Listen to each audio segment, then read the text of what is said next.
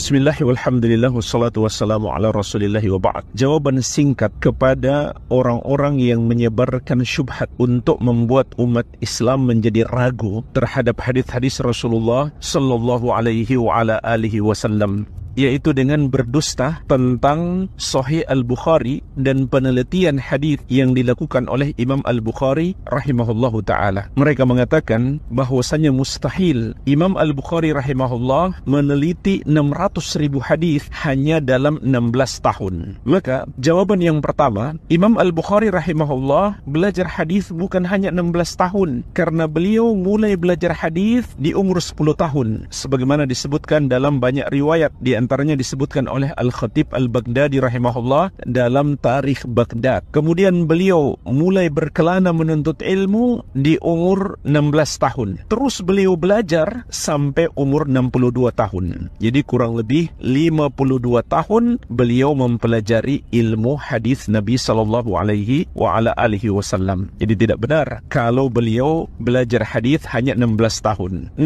tahun itu adalah waktu beliau menyusun Sahih Al-Bukhari, bukan waktu beliau mengumpulkan, menghafal dan meneliti 600,000 hadis. Ini kesalahpahaman kalau tidak mau dikatakan suatu kedustaan. Yang kedua, jumlah 600,000 hadis itu adalah jumlah jalan periwayatan, bukan jumlah hadis yang berbeda, tapi jumlah jalan periwayatan. Bisa jadi satu hadis ada 5 jalan periwayatan. Jadi ini yang berlaku di kalangan ulama ahli hadis. Kalau seseorang tidak pernah membaca penelitian para ulama ahli hadis, tentu dia tidak paham. Jadi 600,000 itu adalah turukul hadis, jalan-jalan periwayatan hadis Nabi SAW. Satu hadis bisa jadi memiliki lebih dari satu jalan periwayatan. Oleh karena itu, di Sahih Al-Bukhari lebih dari 7.000 hadis. Namun itu dengan jalan-jalan periwayatan yang berbeda, sehingga terjadi banyak pengulangan.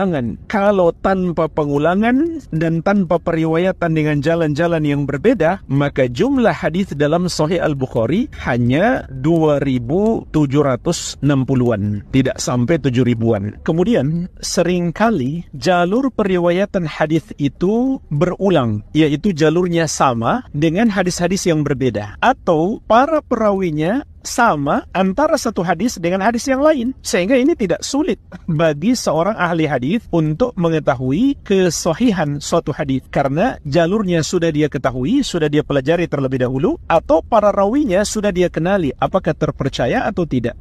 Jawaban yang ketiga, Imam Al-Bukhari rahimahullah ketika menyusun Sahih Al-Bukhari selama 16 tahun itu dengan suatu proses yang sangat luar biasa. Tidaklah beliau memilih satu hadis untuk diletakkan dalam Sahih Al-Bukhari kecuali beliau melakukan solat 2 rakaat terlebih dahulu, minta petunjuk dari Allah Subhanahu wa taala dan memohon ampun kepada Allah Subhanahu wa taala. Kemudian setelah beliau selesai menyusun Sahih Al-Bukhari, beliau minta tolong dulu kepada para ulama di masanya untuk meneliti apakah mereka sepakat hadis-hadis yang telah beliau sebutkan dalam Sahih Al-Bukhari itu adalah hadis yang sahih. Maka Sahih Al-Bukhari telah diteliti oleh ulama di masanya seperti Imam Ahmad, Yahya bin Ma'in, Ali bin Al-Madini dan para ulama yang lainnya rahimahumullahu ta'ala. Maka para ulama tersebut sepakat, bahkan semua ulama yang mendalami ilmu hadis sampai hari ini semuanya sepakat kecuali 4 hadis saja. 4 hadis itu pun kalau diteliti, maka pendapat Imam Al-Bukhari yang menyatakan hadis itu sahih lebih kuat daripada para ulama yang mengkritiknya. Maka jemaah sekalian, ketika ulama sudah sepakat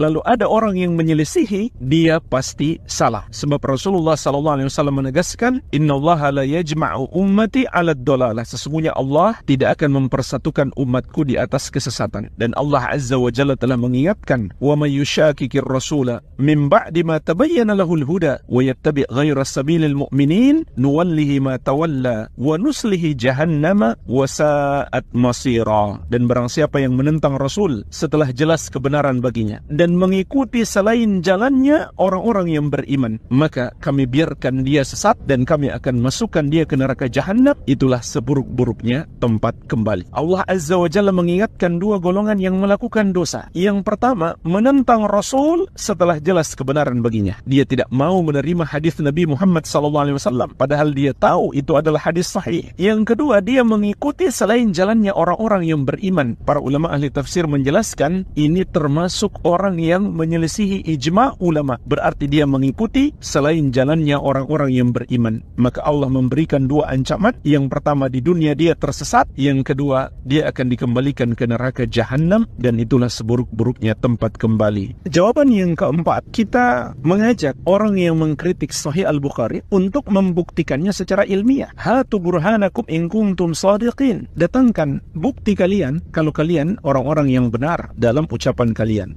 Yaitu silahkan melakukan kritik ilmiah berdasarkan disiplin ilmu hadis.